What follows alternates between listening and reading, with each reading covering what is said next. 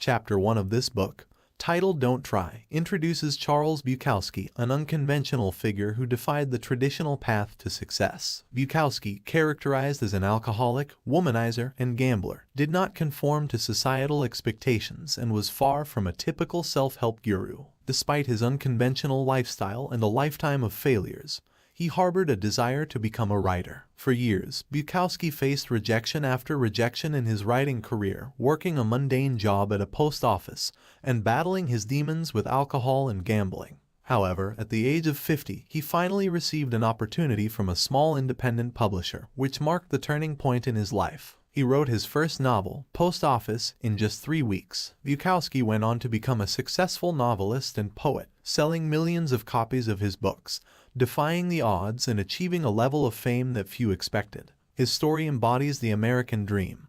But there's a twist. Bukowski's success came from his raw honesty about his flaws and failures, not from striving to be something he was not. He never pretended to be a better person than he was, and this authenticity resonated with his audience. The chapter challenges the conventional wisdom of pursuing relentless positivity and self-improvement. It argues that constantly seeking more and trying to be better can lead to unhappiness and anxiety. The feedback loop from hell is introduced, which is the cycle of feeling anxious or guilty about negative emotions, leading to more negative emotions. The author suggests that not giving a fuck about everything can be liberating. Accepting negative experiences and acknowledging that life is inherently imperfect can lead to a more fulfilling life. The pursuit of positive experiences can ironically lead to dissatisfaction, while accepting negative experiences can be a positive experience in itself. The chapter encourages readers to choose their battles wisely, not to give too many fucks about trivial matters, and to focus on what truly matters to them.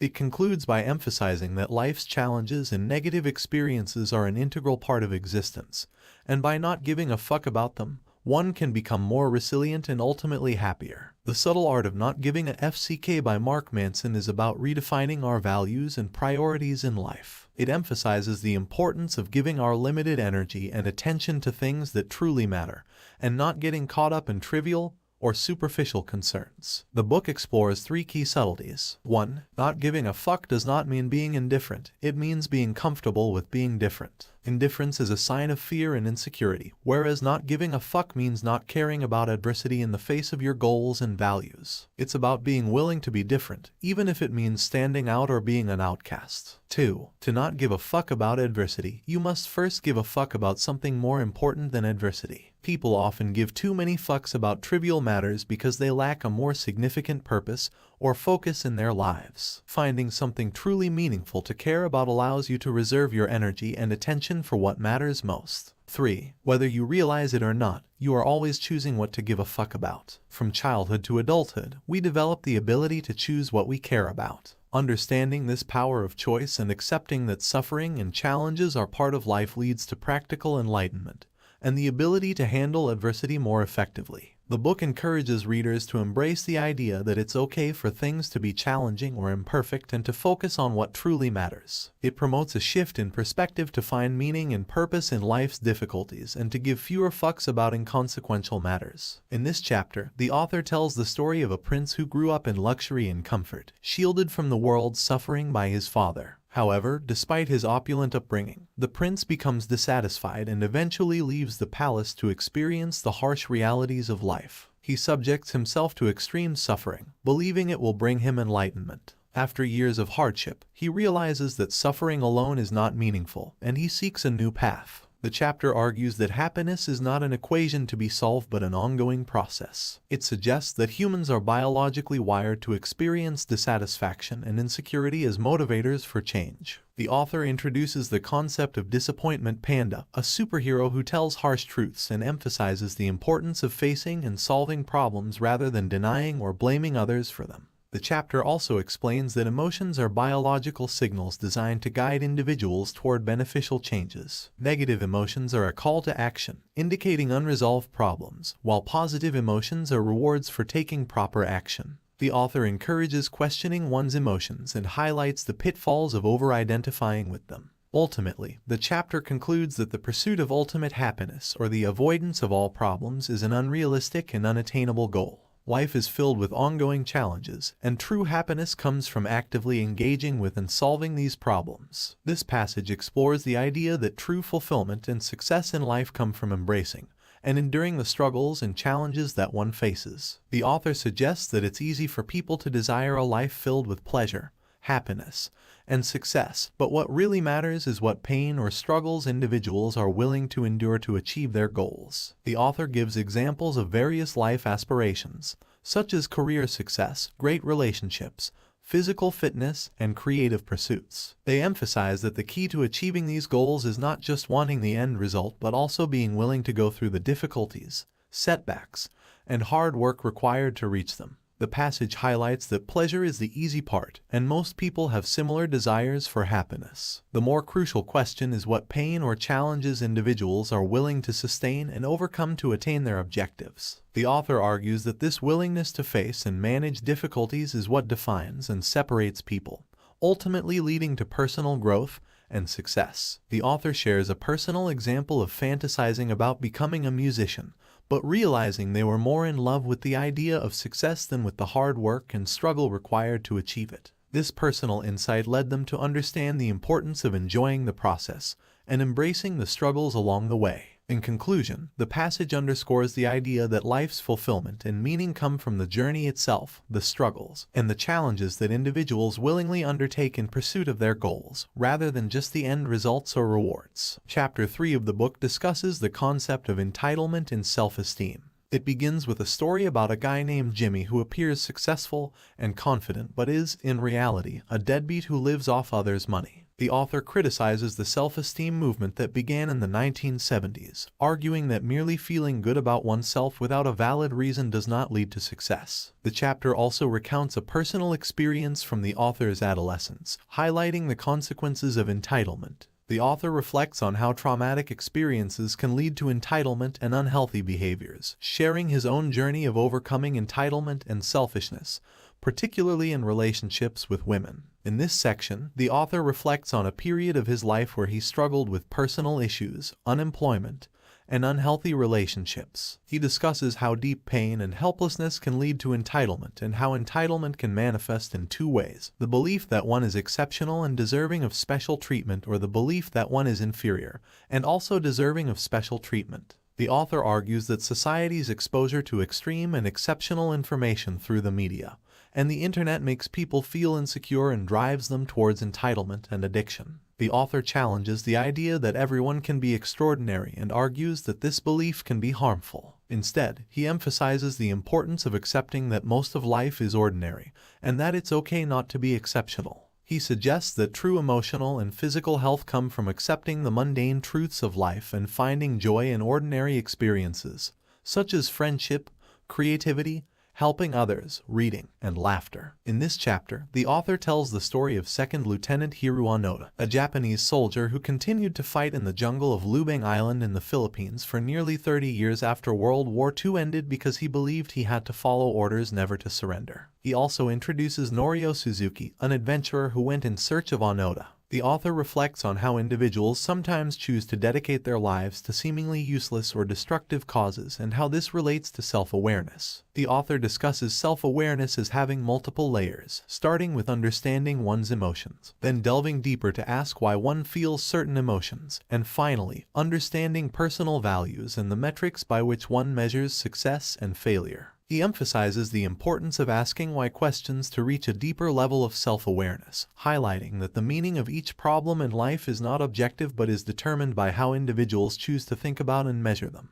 In 1983, a guitarist named Dave Mustaine was abruptly kicked out of his band, Metallica, just before they were set to record their first album. This event fueled Mustaine's determination to start a new band, Megadeth, and surpass Metallica's success. Despite achieving tremendous success with Megadeth, he still felt like a failure compared to Metallica. The story illustrates how people often measure themselves against certain standards and values. Mustaine chose to measure his success by comparing it to Metallica's, leading to a constant feeling of failure. The author argues that our values and metrics for success play a significant role in shaping our lives and the problems we face. The text discusses the concept of good and bad values. Good values are reality-based, socially constructive, and immediate and controllable. Bad values are superstitious, socially destructive, and not immediate or controllable. For example, valuing material success or always being right can lead to problems and unhappiness. The author suggests that adopting better values can lead to a better life. They introduce 5 counterintuitive values: radical responsibility, uncertainty, failure, rejection, and contemplation of mortality. These values encourage individuals to confront deeper problems and prioritize what truly matters in life. Chapter 5 of the book discusses the concept that we are always choosing and responsible for our experiences in life. It starts by illustrating how the same situation can be either empowering or terrifying depending on whether we choose it or it's forced upon us. The chapter then tells the story of William James, who faced numerous challenges in life but transformed himself by taking responsibility for his circumstances and choices. The key points in this chapter are: 1. Responsibility and choice. The chapter emphasizes that we are always responsible for our experiences and choices, even if we don't control external circumstances. 2. Choosing values. It highlights the importance of choosing values and metrics for measuring our lives and experiences. 3. The responsibility, fault fallacy. The chapter distinguishes between fault and responsibility, explaining that while we may not be at fault for certain situations, we are still responsible for how we respond to them. 4. Taking responsibility for problems. Taking responsibility for our problems is seen as a crucial step toward personal growth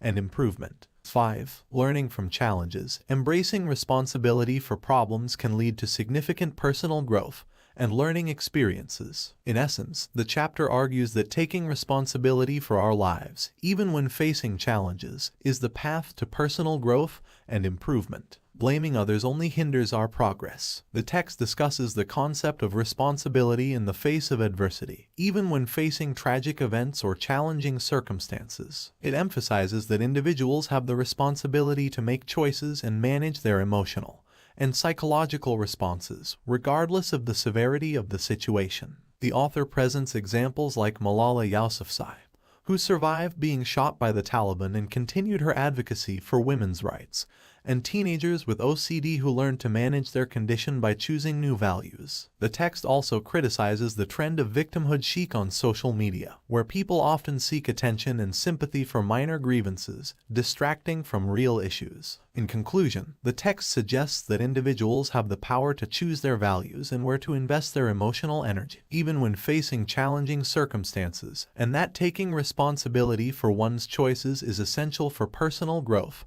and well-being. Chapter 6 of the book discusses the idea that people are often wrong about many things, including their beliefs, memories, and assumptions. The author shares personal anecdotes from childhood to adulthood to illustrate how he has been consistently wrong about various aspects of life. The chapter emphasizes the importance of embracing the fact that we can be wrong and that personal growth involves a continuous process of becoming less wrong rather than reaching ultimate correctness. The author highlights the role of beliefs and how they can be influenced by personal experiences and biases. The example of repressed memory therapy in the 1980s and the creation of false memories is used to illustrate how people's minds can invent memories to fit their current beliefs and emotions. The chapter encourages self-skepticism and the challenging of one's beliefs and assumptions as a means to progress in personal growth. It suggests that trusting oneself less and being open to the possibility of being wrong can lead to a more liberating and honest way of living. Overall, the chapter explores the idea that humans are fallible, memories can be unreliable,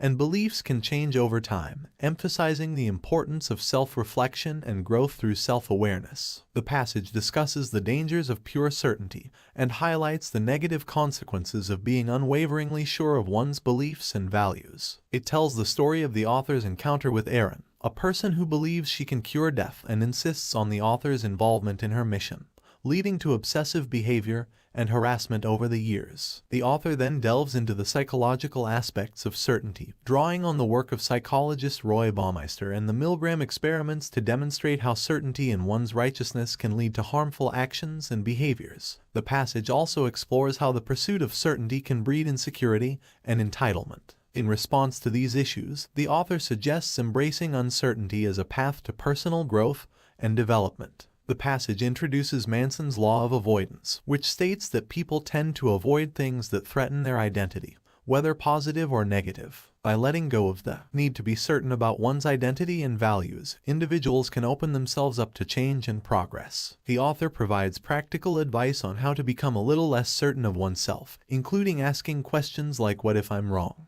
and considering the potential implications of being wrong. The passage emphasizes the importance of humility, self-reflection, and a willingness to challenge one's beliefs and values to foster personal growth and healthier relationships. Chapter 7 of the book, titled Failure is the Way Forward, discusses the author's experiences and perspectives on failure, success, and personal values. The chapter highlights several key points. 1. Fortune and failure. The author considers himself fortunate to have graduated college during the 2008 financial collapse and Great Recession. He emphasizes that starting from a position of failure can actually be an advantage because there's nowhere to go but up. 2. Defining values. The author grew up in a wealthy family but learned that money alone wasn't a meaningful measure of self-worth. Instead, he valued freedom and autonomy, which led him to pursue entrepreneurship. 3. Shifting metrics for success. The author asks whether he'd rather make decent money in a job he hated or be broke while pursuing his entrepreneurial dreams. He realized that the latter option aligned better with his values. 4. The failure-success paradox. The chapter discusses how failure is an essential part of success, and that those who are better at something have likely failed more times than those who are less skilled. 5. Importance of values. It's emphasized that choosing the right values is crucial. Tangible external goals that are beyond one's control, like making a lot of money, can lead to anxiety and emptiness once achieved. Process-oriented values, such as honesty, offer ongoing challenges and fulfillment. 6. Pain is part of the process. The chapter delves into the idea that pain and adversity can lead to personal growth and positive transformation. Pain is seen as a necessary part of psychological development, and embracing it can lead to meaningful change. 7. VCR questions. The author uses the concept of VCR questions to describe seemingly complex issues that are straightforward to an outsider, but appear daunting to the person experiencing them due to emotional factors. 8. The Do Something Principle. The author shares his experience of starting an online business and taking responsibility for his own decisions. He emphasizes that life is about not knowing everything but taking action anyway. In summary, this chapter explores the author's journey through failure, the importance of values in shaping one's path, and the idea that embracing pain and taking action are essential for growth and success. The author introduces the Do Something Principle, which is a powerful lesson about motivation and taking action. The key points from this passage are as follows. 1. Origin of the principle. The author recalls advice from his high school math teacher, Mr. Packwood, who encouraged students to start working on a problem, even if they didn't know what they were doing. This advice becomes a mantra for the author during his early days of self-employment. 2. Traditional view of motivation. Most people believe that motivation must precede action. They assume a linear chain. Emotional inspiration leads to motivation, which leads to desirable action. When lacking motivation or inspiration, people often feel stuck and unable to act. 3. The endless loop of motivation. The author presents a new perspective, suggesting that motivation is not a one-time occurrence but an endless loop. It starts with inspiration, leads to motivation, which then leads to action. However, it doesn't stop there. Action generates further inspiration and motivation, creating a continuous cycle. 4. The Do Something Principle. The core idea is that if you lack motivation to make a change, you should initiate action, even if it's small or seemingly insignificant. By taking action, you create a reaction that can inspire and motivate you to continue. This principle is a way to break the cycle of procrastination. 5. Examples of applying the principle. The author shares examples of how this principle can be applied in various situations. For instance, if you're feeling lost or stuck, you can start with any small action related to your goals or values to gain momentum. 6. Overcoming procrastination. The Do Something Principle helps overcome procrastination by breaking tasks into manageable steps. Starting with a small task often leads to a chain reaction where more significant tasks become easier to tackle. 7. Importance of failure. The principle shifts the standard of success from achieving a specific outcome to simply taking action. Failure becomes less significant because any action is seen as progress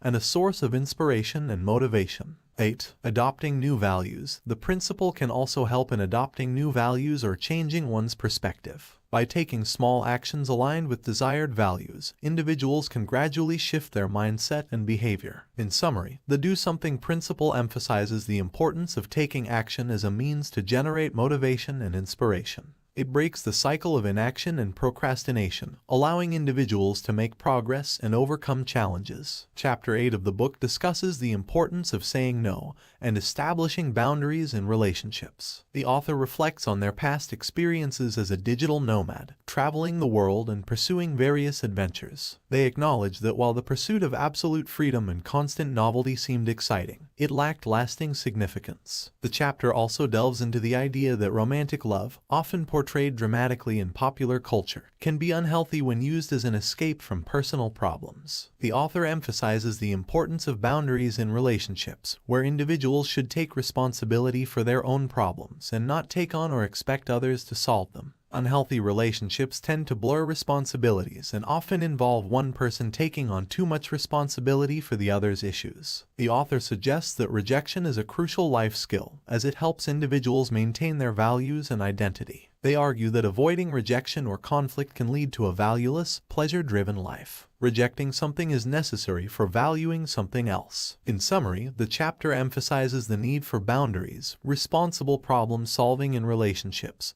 and the value of rejection as part of personal growth and identity development. It also challenges the romanticized notions of love seen in popular culture. This passage discusses several key concepts related to relationships, trust, and commitment. 1. Setting boundaries. The importance of setting proper boundaries in a relationship is emphasized. It's stated that having boundaries doesn't mean you can't support each other, but it's about choosing to support each other rather than feeling obligated or entitled to do so. 2. Toxic relationship dynamics. The passage describes two toxic relationship dynamics: the victim and the saver. It explains how individuals with these traits are drawn to each other, often due to their upbringing, but their patterns of behavior can perpetuate problems and prevent genuine love from being experienced. 3. Honesty and conflict in relationships. The value of honesty and conflict in relationships is highlighted.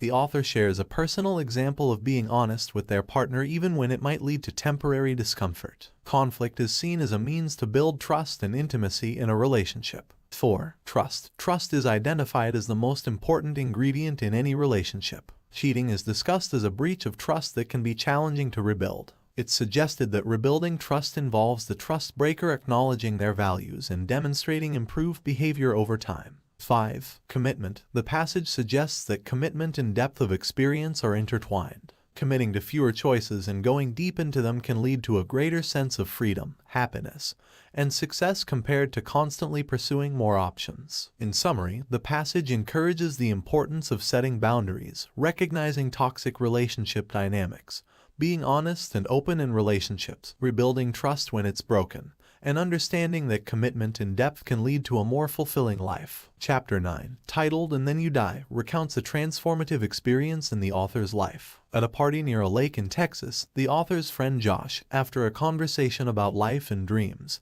hints at the importance of seeking truth. Later that evening, Josh tragically dies while attempting to jump off a cliff into the lake. This event plunges the author into a deep depression but also leads to profound personal growth. The author realizes that the fear of death often holds people back from truly living. This realization prompts significant changes in the author's life, including giving up vices, pursuing education, and embracing new experiences. The chapter also introduces the ideas of philosopher Ernest Becker, who argued that humans grapple with the fear of death and construct immortality projects as a way to overcome it. Becker's work suggests that embracing the reality of death can free individuals to choose their values more authentically. The chapter ends with the author standing at the Cape of Good Hope, contemplating life and the vastness of the ocean. In summary, Chapter 9 explores themes of mortality, personal growth, and the pursuit of meaningful values in the face of death, drawing on the author's own experiences and the insights of philosopher Ernest Becker. In this passage, the author reflects on a personal experience standing on the edge of a cliff at the Cape of Good Hope. The author describes the intense fear and anxiety that one feels when standing close to the cliff's edge, as the body and mind react to the proximity of a potential life-threatening situation. The narrative explores the idea of confronting one's mortality and the fear of death, highlighting how it can change one's perspective on life. The author's journey takes them closer to the edge, despite the natural instincts and fears that arise. As they get closer, they contemplate questions about life's meaning and legacy. They mention how entitlement and a focus on superficial values can distract from these deeper existential questions. The passage delves into the importance of acknowledging death as a part of life and how doing so can help individuals prioritize meaningful values and contributions. The author emphasizes that greatness and success are not defined by material achievements but by one's choices and values. The author concludes by sharing the idea that there is nothing to be afraid of in life, as understanding one's own mortality can make everything in life easier to handle. The passage ends with the author's return from the cliff's edge, having gained a new perspective on life and death. Overall, the passage explores themes of mortality, confronting fear, and the importance of choosing meaningful values in life. It encourages readers to embrace the reality of death as a way to live a more meaningful and fulfilling life.